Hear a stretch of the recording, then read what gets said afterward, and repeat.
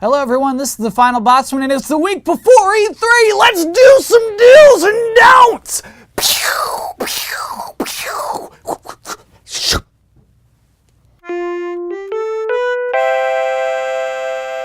Two surprises. A couple of weeks ago on the show, I did an episode about the value of a good reveal. And something happened last week that to me really solidified the significance of what a reveal means to a video game. And that was when Ubisoft announced that Watch Dogs had the biggest 24 hours of video game sales of any video game in its entire Ubisoft history. Best 24 hours ever for a Ubisoft game.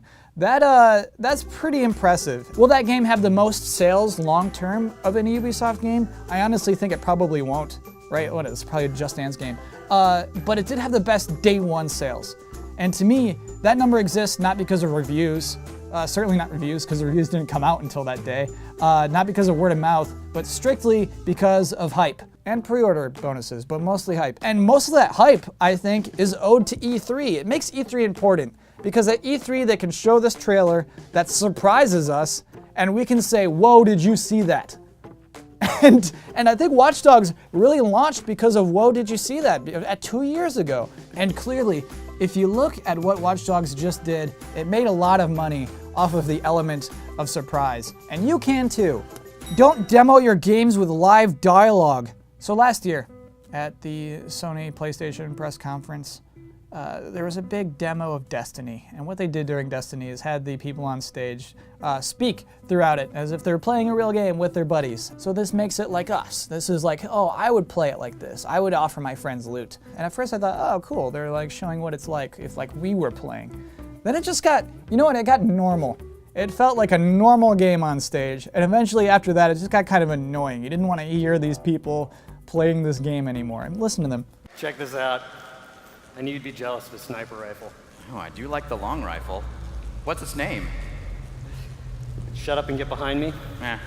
So what you do to your game there is you make it less exciting by putting your own dumb, live, artificial language over it. Basically, you ruin your game's tone. You think about like Killer Instinct at last year's Microsoft press conference, and the way that the game's producer was like speaking over it, saying highly inappropriate things, and then it's just like, oh, well, now I'm gonna upload that video, and then, hey, you know what a shark is? Let's make the girl win. Wouldn't that be funny if suddenly the girl wins? That whole thing that just like the rehearsed storylines of these live demos, oh my gosh, like was so dumb. Like don't rehearse a little dialogue over your game. Be proud of your game. Let your game speak for itself. Don't talk over it. You're ruining it. You're changing the tone of your game. A really good example of this is what Call of Duty has done historically. That is, person walks out, I'm not gonna introduce this, I'm just gonna start playing.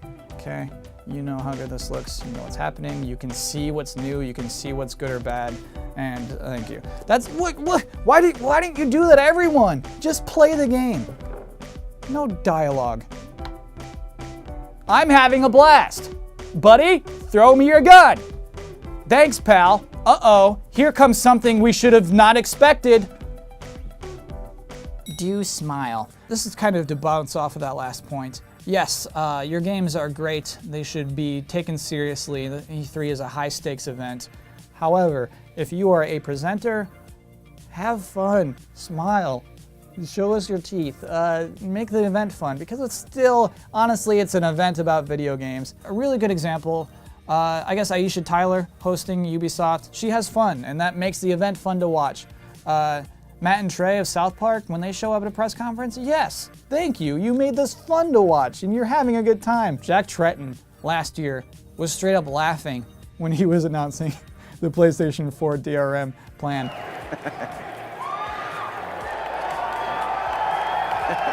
Have fun, do it. You think of like, if I can think of like the worst example of this, it's not at E3, it's still that thing, it still bugged me so much from the PlayStation announcement where Nate Fox was setting up infamous Second Son and just delivering the most dramatic monologue. How much control would any of us have over our own lives? And which of us would have the courage to fight to get our freedoms back? It was so serious, and the game didn't turn out to be that serious. The game was fun. Nate Fox, why weren't you having fun, man? I've seen him in interviews since then, and he seems like just like a super nice, down-to-earth person. I can't understand where that monologue came from. Don't do things like that. However, also, don't have too much fun. There was that time, the Dance Central demo, where the guy came out and was just like, "Hi, I'm a video game designer, but I bet you didn't know that I could look cool dancing." And then he did it. He demoed dancing, and he looked like this.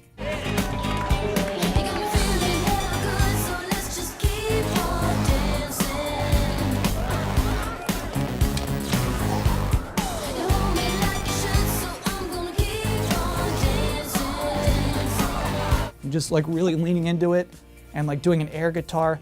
Like, can you imagine that terror in a real life dance situation? So frustrating to watch because, you know, we're here for E3, we're excited about video games, and this guy is just putting on a little dance recital for us.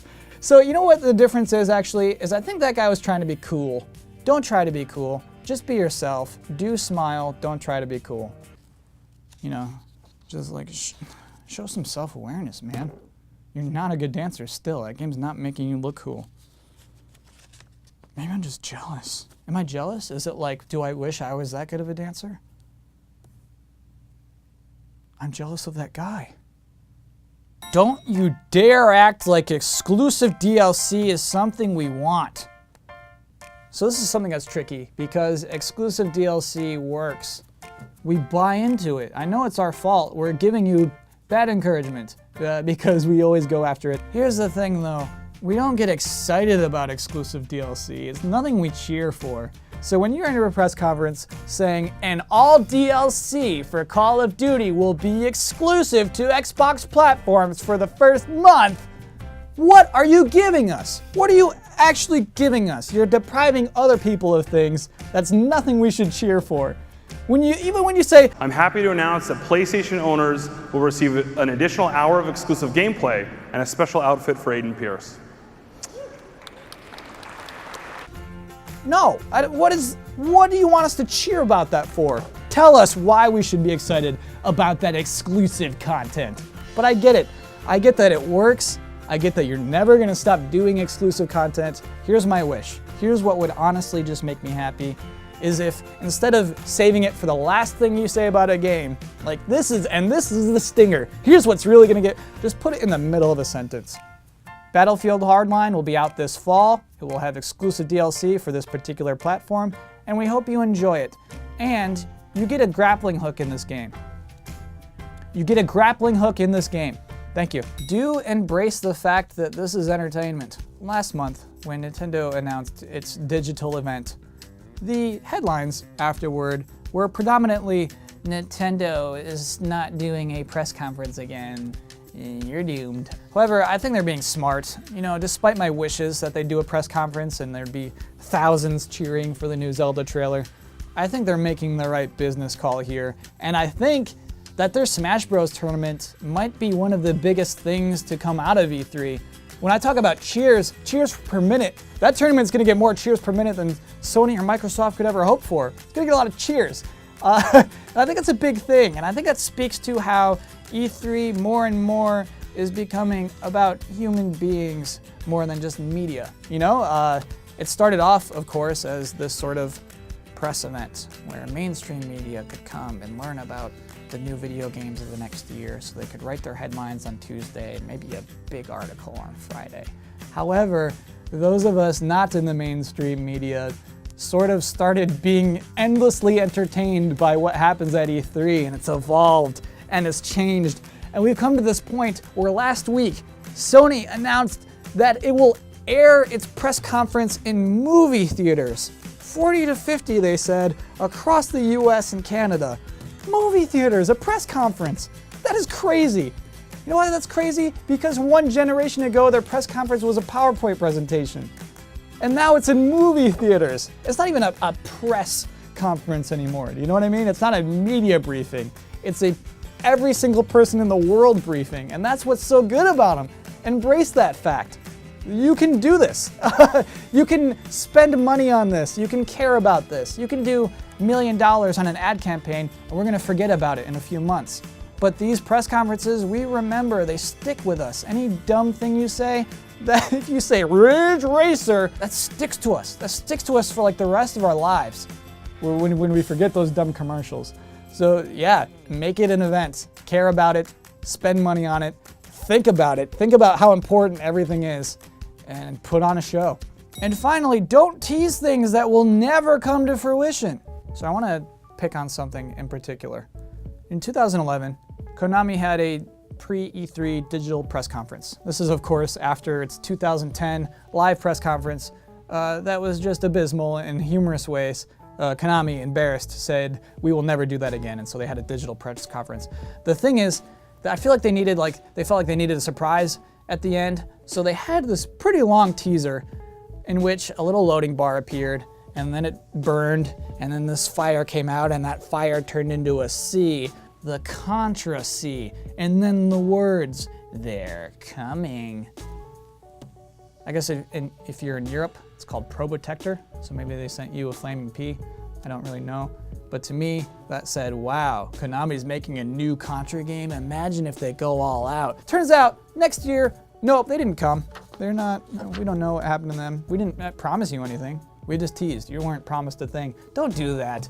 Don't tease things that will never come out. I understand game development, lots of things happen, lots of things fall out, and lots of things don't work out right. Don't tease those things that might not work out right. There's a prevailing rumor that Nintendo's press conference from 2012, the one where they debuted the Wii U and ended with fireworks from Nintendo Land, the rumor is that that was a last-minute call, that Nintendo didn't plan on ending with fireworks from Nintendo Land, but pretty late into the week, into the schedule, a big reveal dropped out because it wasn't ready to be seen. If that is the case, if that is true, if this was truly a last-minute call, I think they made the right decision. They could have done that. They could have dimmed the lights, and Reggie could have said, and now, one more thing. Because the lights are black. Suddenly you hear a phone ring. Beep, beep, beep, beep, beep, beep. It's Fox McCloud. He picks up his cell phone, and he says, "Yup, I'll do it." He gets in the R-Wing, blasts off. You see a shot of him head on, and then a Metroid appears behind his head. Cut to black. They're coming. Could have been that. We could have gone nuts. We would have yelped. We would have burped. We would have just exploded into excitement. We would have tweeted. We would have pre-ordered. But then it would have never come out. It would have been now, and we wouldn't have seen it. So it would have been cheap. Thank you for not doing that, if that's what you almost did. You think about something like Last Guardian. I'm sorry I keep bringing it up. I know, it's like, Kyle, get over The Last Guardian. It's not coming, bro. It is a hole in my heart. It hurts to hear the words The Last Guardian out loud. And every Sony press conference after The Last Guardian was shown has felt disappointing in a way that it's like, yeah, that was great, but where's The Last Guardian? And it's like, it's that. It's, hey, yes, having a crazy tease at the end of your press conference can be good for that year, but it will make every press conference afterward worse if it doesn't appear. So don't do that to people. And that is the episode for this week. Next week is E3. We made it. We made it. E3 is we. If you want to watch it all, it begins Monday, 9 a.m. Pacific, noon Eastern, and that'll be on Spike and GameTrailers.com and E3 All Access Live. It's gonna be a blast. Streaming on TV. Oh, it's so fun. And then Wednesday, there will not be a new Final Bosman because I'll be roaming the show floors at that point. Next episode of Final Bosman will be Saturday, and that'll be the E3 special. And the week after that, back to Wednesdays. I'll do E3 takeaways, be back on schedule. But for now, it is happening. E3 is here. It is next week. I hope to see you then. Thanks for watching. Hey everybody, for the bonus bit this week, I actually kind of wanted to stop doing all that silly stuff and kind of just focus on some actual real advice that I want to give to presenters at E3. First rule, very simple to remember, ABB, always be boasting. If you have something to say, boast it. If you're announcing your sales figures, boast it, for example. And we have had record sales for the year of 2014. But even if you have bad news, say you have to delay a game, boast it. And that game will be in stores in 2016. It's as simple as that. Rule number 2, announce your emotions. Don't inflect your statement with the emotion you're having, because remember rule number 1, you're always boasting. There's not a lot of give in your intonations there. So because of that, you must announce your emotions. If you're excited about something, literally say, I am excited to announce. If you're proud to announce something, say, and now we're proud to announce an exclusive partnership with Fritos Corn Chips. And lastly, rule number 3, this is really the most important one, demand applause. If you have finished a paragraph and people are not mashing their open hands together at the conclusion of your final sentence, you have failed. You are doing a bad job. So sometimes you'll have to work for it. Sometimes you'll have to stand there awkwardly until people start applauding. Sometimes you'll have to look at everyone and say, yeah. But at all costs, do not let a second go by when either you are not talking or people are not clapping, because if that happens, it will be weird. It will be a weird moment, and we cannot afford that. Those are my rules. Weird, weird, weird, weird.